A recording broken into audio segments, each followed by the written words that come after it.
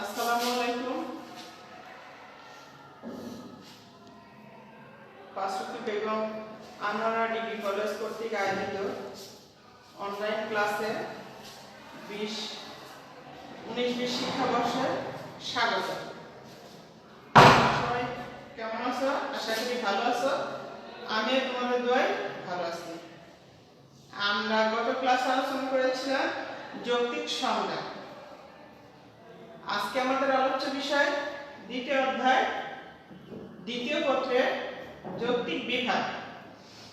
যৌক্তিক বিভাগ যেমন যুক্তিবিদ্যায় যৌক্তিক সংজ্ঞা যেমন গুরুত্বপূর্ণ একটা আলোচ্য বিষয়, সেরকমই যৌক্তিক বিভাগও একটা গুরুত্বপূর্ণ আলোচ্য বিষয়।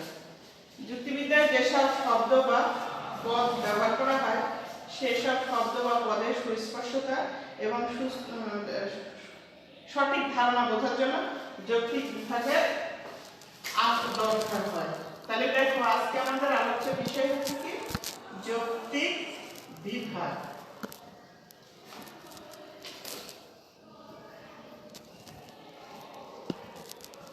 লজিক্যাল ডিভিশন, ইংরেজি নাম কি হচ্ছে লজিক্যাল ডিভিশন।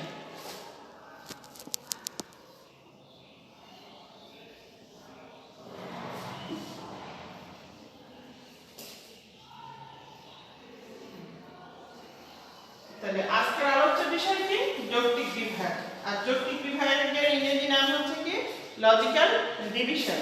তাই লজিক্যাল ডিভিশন আমরা যুক্তিবিদ্যায় যে সমস্ত শব্দ বা পদ ব্যবহার করি তাদের সঠিক সুস্পষ্ট ধারণা বহন করার জন্য যৌক্তিক বিভাগের খুবই দরকার, খুবই গুরুত্বপূর্ণ একটা অধ্যায়। তাহলে এখানে আমরা দেখতে পাচ্ছি কি দেখো যে যেসব শব্দ বা পদ যুক্তিবিদ্যায় ব্যবহার করা হয় সেসব শব্দ বা পদের অর্থ সুস্পষ্ট জানার জন্য যৌক্তিক বিভাগের মাধ্যমে ব্যবহার করা হয়।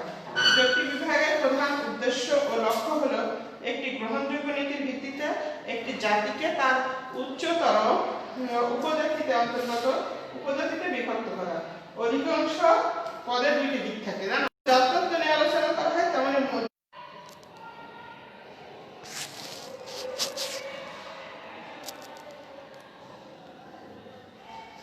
তাহলে দেখো একটা পদ কয়টা দিক থেকে বলা হলো? দুটো দিক থেকে, একটা গুণের দিক, একটা সংখ্যার দিক, একটা জাত্যার্থক দিক, একটা ব্যাখ্যার্থক দিক।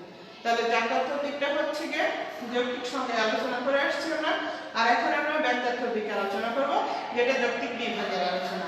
আর এখানে যৌক্তিক বিভাগের সুস্পষ্ট একটা পদে যৌক্তিক বিভাগ থেকে একটা পদের সুস্পষ্ট ধারণা ব্যাখ্যা করে থাকে। সেটা কোনভাবে আমরা অনুমান, যুক্তি গঠন, যুক্তি প্রণয়ন, যুক্তির বিভিন্ন জাতি উপজাতি ব্যাখ্যা বিশ্লেষণ যৌক্তিক বিভাগের মাধ্যমে পেয়ে থাকি। তাহলে দেখো এখন আমরা যৌক্তিক বিভাগে এই অধ্যায়ে আমরা কি কি শিখতে পারবো? এই অধ্যায়ে আমরা শিখতে পারবো যৌক্তিক বিভাগের সংজ্ঞা, যৌক্তিক বিভাগের উদাহরণ, যৌক্তিক বিভাগের নিয়ম, যৌক্তিক বিভাগের প্রাসঙ্গিকতা, যৌক্তিক বিভাগের প্রকৃতি, যৌক্তিক বিভাগের বৈশিষ্ট্য, যৌক্তিক বিভাগের নিয়ম, যৌক্তিক বিভাগের নিয়ম লঙ্ঘনজনিত অনুপপত্তি এবং যৌক্তিক বিভাগের সীমাবদ্ধতা। আবার আমরা আরেকটা বিষয় জানতে পারবো, সেটা হচ্ছে দ্বিকটিক বিভাগ। এই সমস্ত বিষয়গুলো এই অধ্যায়ের আলোচ্য বিষয়। তাহলে দেখো এখন আমরা এই বিষয়ে ভিত্তি করে যখন কোনো পদকে তার বিভাজ্য জাতি থেকে ও উচ্চতর নিম্নতর কোনো উপজাতিতে বিভক্ত করা হয় তখন তাকে কি বলা হয়? যৌক্তিক বিভাগ বলা হয়। আর এই যৌক্তিক বিভাগের প্রাসঙ্গিকতা দেখতে গেলে আমরা কি দেখতে পাই জানো? যৌক্তিক বিভাগের প্রাসঙ্গিকতা, যৌক্তিক বিভাগের প্রাসঙ্গিকতা আমরা বিভিন্ন জাতি উপজাতি সম্পর্কে জানতে পারবো। যৌক্তিক বিভাগের প্রাসঙ্গিকতা সম্পর্কে আমরা যদি জানি তাহলে এখানে আমরা কি জানতে পারি না? বিভিন্ন পদের জাতি উপজাতি সম্পর্কে, বিভিন্ন পদের জাতি উপজাতি সম্পর্কে জানতে পারবো প্রাসঙ্গিকতা এসে।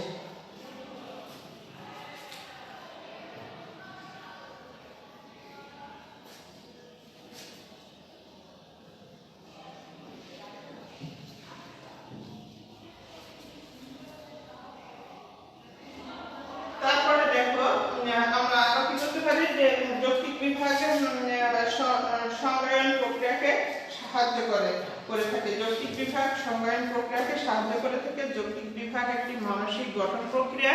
যৌক্তিক বিভাগ মানসিক গঠনে সাহায্য করে। যৌক্তিক বিভাগ বৈজ্ঞানিক অনুসন্ধানের সহায়ক প্রক্রিয়া। যৌক্তিক বিভাগ স্মৃতিশক্তি সহায়ক, সুষ্ঠু সামঞ্জস্যপূর্ণ চিন্তা কর্মের সহায়ক। যৌক্তিক বিভাগ মনের বদ্ধমূল ধারণাকে পরিবর্তন করে। যৌক্তিক বিভাগ পদের বিশ্লেষণ করে থাকে। তাহলে এগুলো হচ্ছে কি যৌক্তিক প্রাসঙ্গিকতা। আর যৌক্তিক সংজ্ঞার বৈশিষ্ট্য।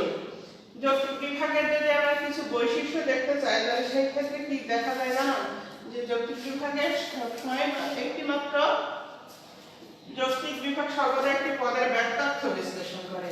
যৌক্তিক বিভাগ কি করে, যে সর্বদাই একটা পদের ব্যাখ্যার্থ বা সংখ্যার দিকটা ব্যাখ্যা বিশ্লেষণ করে থাকে। তাহলে কি করে, এইটা হচ্ছে যে প্রকৃতি। যৌক্তিক বিভাগের প্রকৃতির মধ্যে আমরা কি দেখতে পারি, যে একটা পদের কি করে সংখ্যার দিকটা ব্যাখ্যা বিশ্লেষণ করে। যৌক্তিক বিভাগ একটা মানসিক প্রক্রিয়া। তাহলে এক নম্বর বৈশিষ্ট্যটা কি দেখতে পারি আমরা, এক নম্বর বৈশিষ্ট্য হচ্ছে যৌক্তিক বিভাগ একটি পদের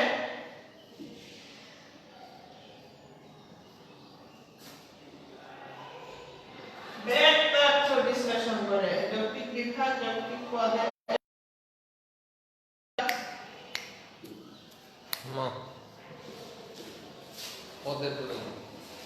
যৌক্তিক বিভাগ একটা, তাহলে এক নম্বর বৈশিষ্ট্যটা কি পাই আমরা, যে যৌক্তিক বিভাগ একটা পদের ব্যাখ্যার্থ বিশ্লেষণ করে। দুই নম্বর হচ্ছে যে যৌক্তিক বিভাগ একটা মানসিক প্রক্রিয়া।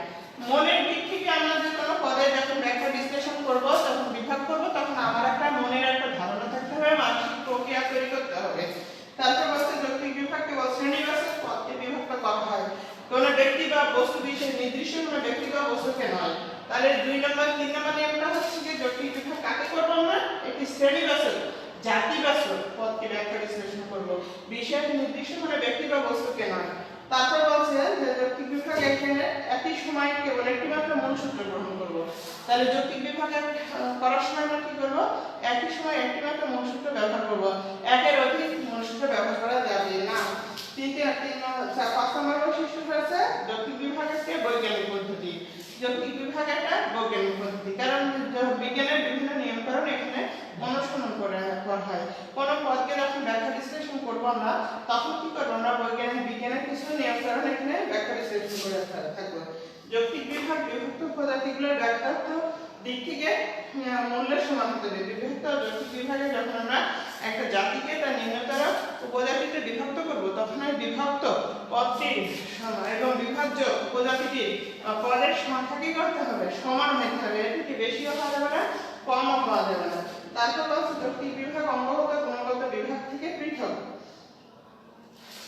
যৌক্তিক বিভাগ হচ্ছে অঙ্গগত গুণগত বিভাগ থেকে পৃথক। আবার যৌক্তিক বিভাগে আমরা কি করতে পারি, শ্রেণীকরণের সাথে সম্পর্কিত। যৌক্তিক বিভাগ হচ্ছে কি শ্রেণীকরণের সাথে সম্পর্কিত। কেমনে জানেন, যখন আমরা একটা পদকে বিভিন্ন শ্রেণীতে বিভক্ত করি, সেরকম ভাবে একটা পদকে আমরা বিভিন্ন বিভাগে বিভক্ত করতে থাকি। তাই এখানে কি বলা যায়, যে যৌক্তিক বিভাগ শ্রেণীকরণের সাথে সম্পর্কিত। যৌক্তিক বিভাগে বিভক্ত মূল বিভাজ্য শ্রেণী ও সহবিভাগ নিয়ে আলোচনা করেন। উপশ্রেণীগুলো শেষ পর্যায়ে পর্যন্ত যৌক্তিক বিভাগ করা সম্ভব হয়। যে সমস্ত উপশ্রেণীকে আমরা বিভক্ত করি, শেষ পর্যন্ত এদেরকে কি করা হয়, যৌক্তিক বিভাগ করা সম্ভব হয়ে থাকে।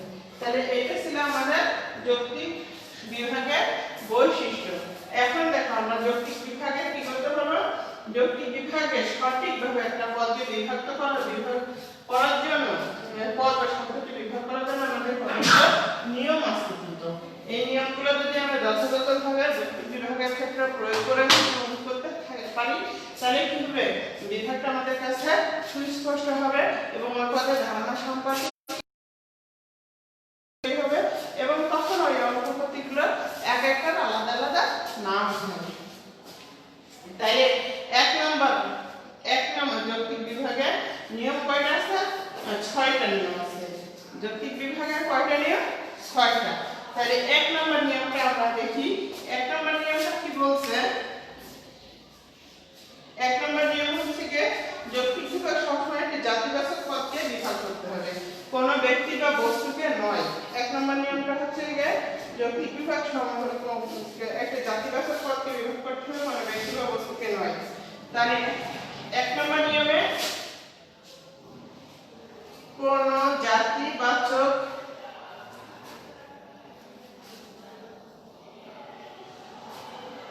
পদকে বিভাগ করতে হবে, কিন্তু কোন ব্যক্তি বা নির্দিষ্ট কোন ব্যক্তি বা বস্তুকে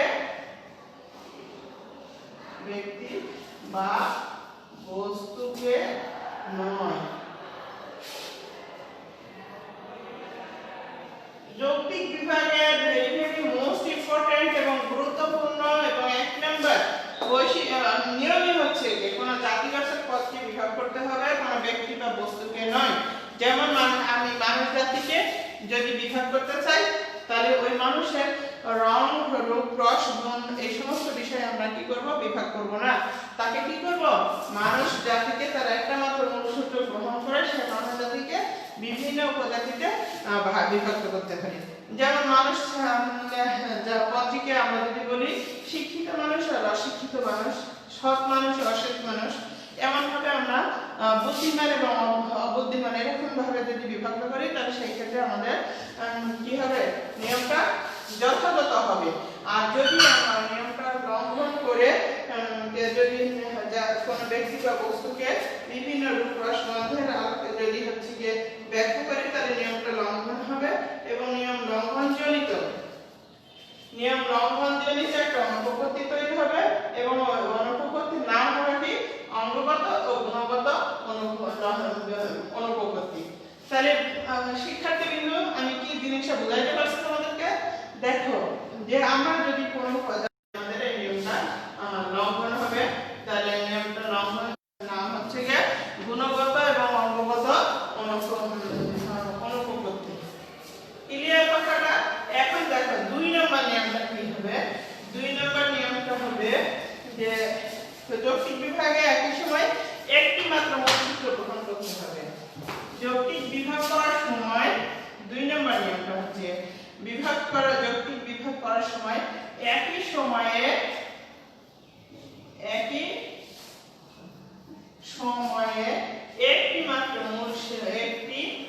মাত্র মূল সূত্র গ্রহণ করতে হবে। মূল সূত্র বা মূল নীতি গ্রহণ করতে হবে। একের অধিক মূল নীতি বা মূল সূত্র গ্রহণ করা যাবে না। একের অধিক মূল সূত্র বা মূল নীতি গ্রহণ করা যাবে না।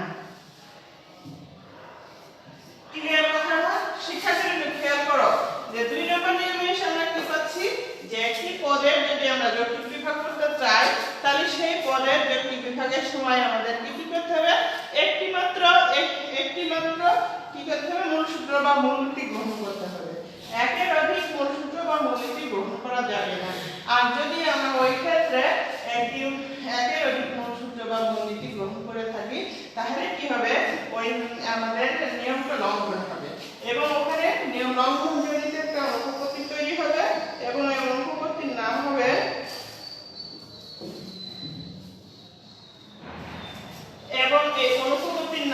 হচ্ছে তোমাদের খেয়াল করতে পারো যে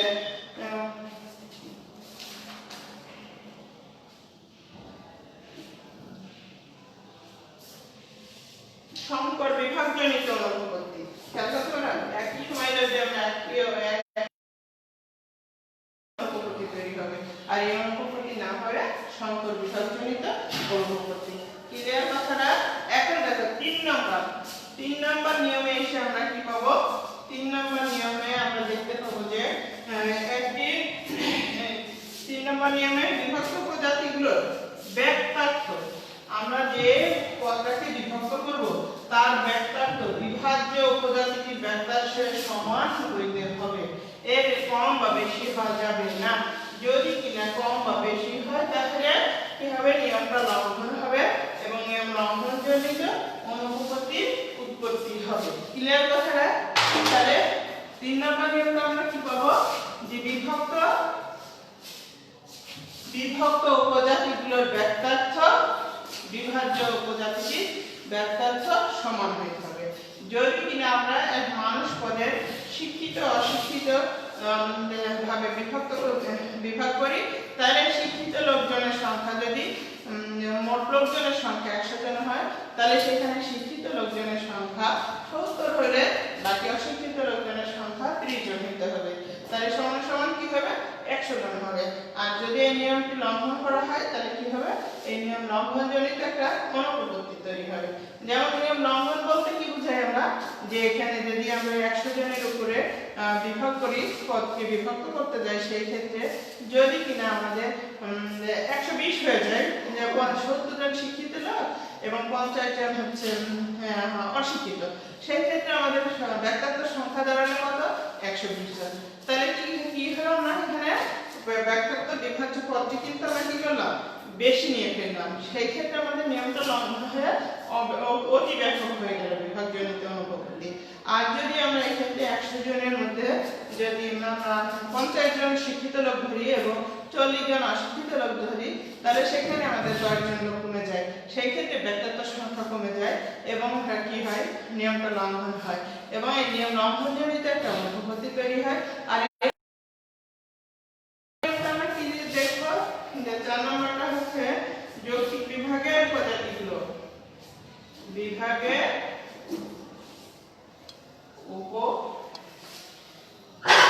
উপজাতিগুলো কি হবে, পরস্পর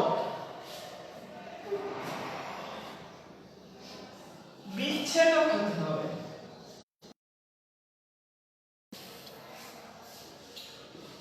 লক্ষ্য রাখতে হবে যাতে উপজাতিগুলো একে অপরের সাথে মিলেমিশে না যায়।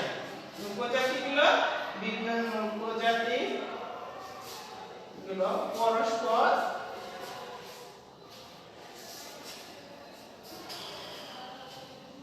মিলে মিশে না যায়। তাহলে আমাদের 4 নম্বর নিয়মটা আমরা কি বললাম, 4 নম্বর নিয়মে এসে দেখতে পাচ্ছি যে আমরা বিভাগের উপজাতিগুলো যখন যৌক্তিক বিভাগ করব আমরা, তখন তার বিভাগের উপজাতিগুলো কি করতে হবে, পরস্পর বিচ্ছেদ করতে হবে। বিচ্ছেদের বিষয়টা বুঝো, বিচ্ছেদের বিষয়টা হচ্ছে যে বিভাগ করার সময় একটা বিভাগ যেন আরেকটা বিভাগের সাথে মিলেমিশে না যায়, সম্পূর্ণভাবে আলাদা থাকে এবং এই মিলেমিশে যায় উপজাতিগুলো একে অপরের সাথে মিশে না যায়, সেদিকে আমাদের খেয়াল রাখতে হবে। বিভাজ্য জাতিটির নাম ভিত্তিক উপজাতিগুলো প্রত্যেকের বেলায় প্রযোজ্য হতে হবে। 5 নম্বর নিয়মটা হচ্ছে বিভাজ্য উপজাতিগুলোর নাম প্রত্যেকের বেলায় প্রযোজ্য হতে হবে। তাহলে আমরা যদি একটা জাতিবাচক পদকে যদি আমরা আলাদা করতে চাই, সেই ক্ষেত্রে কি হবে, ওই নামগুলো উভয় বিভাগের ক্ষেত্রেই থাকবে। যেমন আমরা যদি উদ্ভিদকে কি করি, সপুষ্পক এবং অপুষ্পক ফুলের ভিত্তিতে উদ্ভিদকে যদি 2 ভাগে ভাগ করে থাকি, তাহলে আমরা এই অপুষ্পক এবং সপুষ্পক কথাটা উভয় উপজাতি ফুলের মধ্যে বিদ্যমান থাকতে হবে, তাকে কখনোই একটা থেকে আরেকটা আলাদা করা যাবে না। তাহলে দেখো এখন ক্রমিক বিভাগে একটি জাতিকে সংঘবদ্ধ প্রজাতিতে অগ্রসর হতে হবে। 6 নম্বর নিয়ম কি করতে হবে, আমাদের 5 নম্বর নিয়মটা থেকে আমরা কি শিখলাম, যে আমরা যেই যৌক্তিক বিভাগের ক্ষেত্রে আমরা যে পদগুলো বিভক্ত করব, সেই পদের উভয় ক্ষেত্রে নাম ব্যবহার করতে হবে, কোথাও কোনো নাম বাদ যাবে না। আর 6 নম্বর নিয়মটা হচ্ছে পরস্পর কি করতে হবে, কোনো ধাপ আমরা কোনো পদের যদি বিভাগ করতে চাই, একটা ক্রমিকভাবে তার ধারাবাহিকতা বজায় রেখে তাকে কি করতে হবে, বিভাগ করতে হবে। সেই ক্ষেত্রে আমরা কি করতে পারি না, কোনো একটা ধাপ বাদ রেখে তাকে আমরা বিভাগ করতে পারি না। সেই ক্ষেত্রে কি হয়, আমাদের নিয়মটা লঙ্ঘন হয়ে থাকে। তাহলে সেই ক্ষেত্রে নিয়ম লঙ্ঘনজনিত একটা অনুপস্থিত তৈরি হবে। সেই ক্ষেত্রে আমরা দেখতে পারি, দেখো যে একটা ছকের মাধ্যমে আমরা 6 নম্বর নিয়মের ব্যাখ্যা বিশ্লেষণ করতে পারি। যেমন দেখো,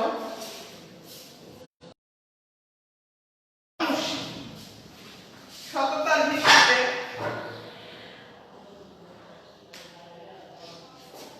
মানুষ একটা পথ নিলাম। এই আমরা দুই ভাগে বিভক্ত করব, সৎ মানুষ, অসৎ মানুষ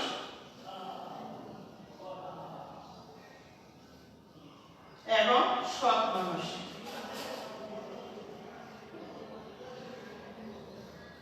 তারপরে দেখো এটাকে আমরা অসৎ মানুষ, সৎ মানুষকে আমরা আবার ভাগ করতে পারি। সৎ শিক্ষিত মানুষ, সৎ শিক্ষিত মানুষ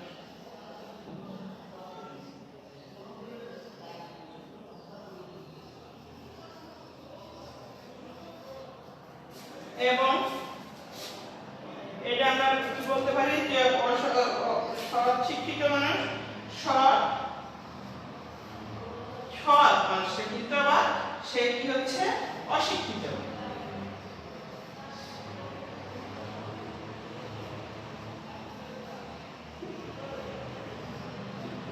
খেয়াল করছো, এটা আমরা এখানে কিন্তু আমরা কোনো ধাপ বাদ দিই না, একটা থেকে আরেকটা বাদ দিয়ে কিন্তু আমরা যেতে পারি না। আবার দেখো আমরা মানুষ একটা, আমরা যদি 6টা নিয়মই এখানে আলোচনা করি, 6টা নিয়মই আমরা পর্যালোচনা করি, তাহলে আমরা এই সফটওয়্যার মাধ্যমে দেখতে পারি এবং আরেকবার আমরা এটা ধারণাটা কি যৌক্তিক বিভাগের নিয়মগুলো সম্পর্কে ক্লিয়ার একটা ধারণা নিতে পারি। তাহলে দেখো আমাদের প্রথমত বলা হয়েছিল একটা জাতিবাচক পদকে ব্যাখ্যা বিভক্ত করতে হবে। কোন ব্যক্তি বা বস্তুকে নয়, নির্দিষ্ট কোনো রহিম করিমকে আমরা কি করতে পারি না, যৌক্তিক বিভাগ করতে পারি না। সেই ক্ষেত্রে মানুষ সে সমগ্র মানুষ সম্পর্কে একটা আমরা ব্যাখ্যা বিশ্লেষণ করতে পারি। তারপরে দেখো 2 নম্বর বলছে যৌক্তিক বিভাগ সবসময় একটা মূল সূত্র বা মূলনীতি নিতে হবে। এখানে আমরা কি করছিলাম, সৎ কথাটা নিয়েছিলাম। সৎ হচ্ছে মূলনীতি বা মূল সূত্র, সেখান থেকে মূল সূত্র হচ্ছে মূল সূত্র সৎ, সেখান থেকে আমরা কি করলাম, অসৎ এবং সৎ মানুষকে আলাদা করলাম। তাহলে এটা আমাদের 2 নম্বর নিয়মটা ক্লিয়ার হলো। 3 নম্বর নিয়মটা হচ্ছে যে যৌক্তিক উপজাতিগুলো ব্যক্তার্থ বিভাজ্য উপজাতিটি সকলের ক্ষেত্রে ব্যক্তার্থ সমান হতে হবে। মনে করে মোট মানুষ হচ্ছে যে মোট মানুষ 100 জন, এখানে আমাদের 50 জন অসৎ মানুষ এবং সৎ মানুষ হচ্ছে 50 জন, এটা মিলে হচ্ছে 100 জন হলো। যদি কিনা আমরা এই নিয়মটা লঙ্ঘন করি এবং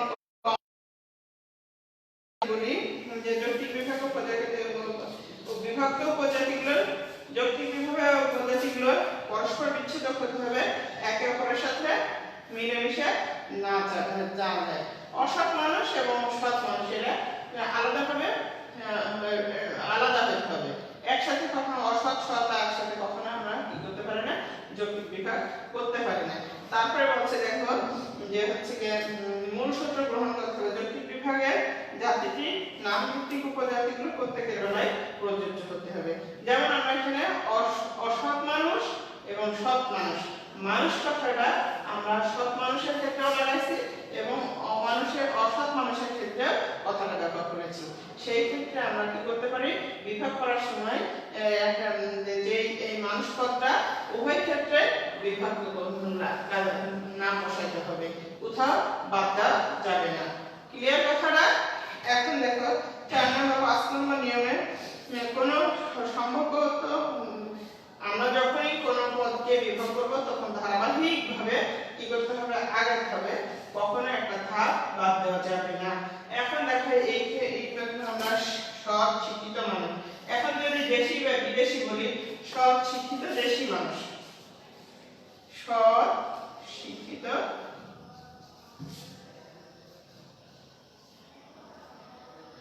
দেশি মানুষ। আবার আমরা এখানে আরেকটা কথা লাগাতে পারি, সৎ অসৎ শিক্ষিত এবং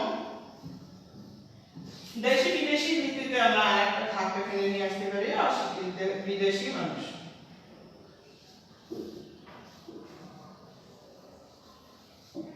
বিদেশি মানুষ।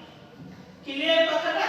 তাহলে আমরা কি করলাম দেখো, এখানে আমরা 6 নম্বর নিয়মে আমরা কোনো ধাপই বাদ দিলাম না, কিন্তু 6 নম্বর নিয়মে এসে আমরা প্রত্যেকটা ধাপই কি করলাম যে সিস্টেমেটিক অনুযায়ী একটার পর একটা হচ্ছে যে মানুষ পদটা আমরা কি করলাম, প্রথমত মানুষ নিলাম, জাতিবাচক পদ তাকে আমরা সৎ মানুষে বিভক্ত করলাম, তারপরে আমরা সৎ শিক্ষিত অশিক্ষিত মানুষে বিভক্ত করলাম, তারপরে আমরা কি করলাম সৎ শিক্ষিত দেশি মানুষ এবং সৎ অসৎ শিক্ষিত বিদেশি মানুষ দেশের ভিত্তিতে। ক্লিয়ার কথা? তাহলে আমাদের শিক্ষার্থীবৃন্দ 6টা নিয়ম আমাদের সবার কাছে ক্লিয়ার হলো। এখন দেখো এই নিয়মগুলো লঙ্ঘন জনিত অনুপপত্তি। 1 নম্বর নিয়ম লঙ্ঘন করলে আমরা কি কি? 1 নম্বর নিয়মের অনুপপত্তি। অনুপপত্তি কি কি? অঙ্গগত এবং গুণগত। অঙ্গগত 1 নম্বর হচ্ছে অঙ্গগত, 2 নম্বর হচ্ছে গুণগত।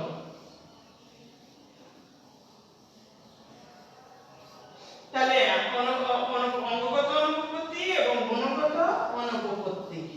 ক্লিয়ার কথাটা? এইটা কেমনে হবে দেখো,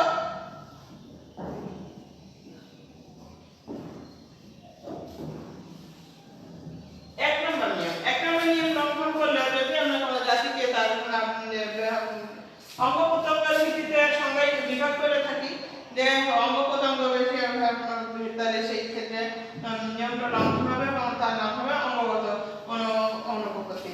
আবার যদি গুণের ভিত্তিতে যদি আমরা কোনো সৎ অসৎ শিক্ষিত অশিক্ষিত বিভিন্নভাবে যদি তার গুণ হাসি কান্না বিভিন্ন গুণ নিয়ে আলোচনা করে থাকি, তাহলে কি হবে সেটা একটা গুণগত অনুপপত্তি তৈরি হবে। তাহলে 1 নম্বর নিয়ম লঙ্ঘনজনিত অনুপপত্তির নাম হচ্ছে কি অঙ্গগত ও গুণগত বিভাগজনিত অনুপপত্তি। 2 নম্বর নিয়মটা লঙ্ঘন হবে। 2 নম্বর নিয়ম লঙ্ঘনজনিত অনুপপত্তির নাম হচ্ছে সংকর বিভাগজনিত অনুপপত্তি। সংকর বিভাগজনিত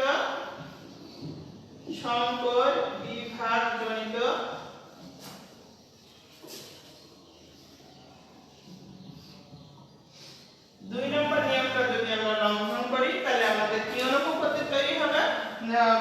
আমাদের অনুপপত্তি তৈরি হবে সংকর বিভাগজনিত অনুপপত্তি। 2 নম্বর নিয়মটা আমাদের কি ছিল যে একটি মাত্র মূলসূত্র গ্রহণ করতে হবে, একের অধিক মূলসূত্র গ্রহণ করা যাবে না। আর একের অধিক মূলসূত্র গ্রহণ করলে যৌক্তিক বিভাগের নিয়ম লঙ্ঘন হয়ে যায় এবং নিয়ম লঙ্ঘন জনিত একটা অনুপপত্তির উৎপত্তি হয়। আর এই অনুপপত্তির নাম হচ্ছে কি সংকর বিভাগজনিত অনুপপত্তি। 3 নম্বর নিয়মটা যদি আমরা লঙ্ঘন করি তাহলে হবে অতিব্যাপক ও অব্যাপক। 3 নম্বর নিয়মটা যদি আমরা লঙ্ঘন করি তাহলে 3 নম্বর নিয়ম লঙ্ঘনজনিত অনুপপত্তির নাম হচ্ছে অতিব্যাপক যৌক্তিক বিভাগজনিত অনুপপত্তি, বেশিও হবে না। ঠিক আছে? তাহলে আমাদের 3 নম্বর নিয়ম লঙ্ঘনজনিত অনুপপত্তির নাম হচ্ছে কি অতিব্যাপক যৌক্তিক বিভাগজনিত অনুপপত্তি এবং অব্যাপক যৌক্তিক বিভাগজনিত অনুপপত্তি। তারপরে চতুর্থ নিয়মটা হচ্ছে কি অঙ্গের ভিতর। চতুর্থ নিয়ম লঙ্ঘনজনিত অনুপপত্তির নাম হচ্ছে পরস্পরাঙ্গী অনুপপত্তি এবং পঞ্চম নিয়মের লঙ্ঘনজনিত অনুপপত্তির নাম হচ্ছে গুণগত অঙ্গগত বিভাগজনিত অনুপপত্তি এবং ষষ্ঠ নিয়ম হচ্ছে বিভাগজনিত অনুপপত্তির নাম হচ্ছে উৎক্রান্তি উল্লঙ্ঘনজনিত বিভাগজনিত অনুপপত্তি। প্রিয় শিক্ষার্থীবৃন্দ, তাহলে আমরা আজকে দ্বিতীয় অধ্যায়ে যুক্তিবিদ্যার দ্বিতীয় পত্রের দ্বিতীয় অধ্যায়ের কি নিয়ে আলোচনা করলাম? যৌক্তিক বিভাগ নিয়ে আলোচনা করলাম।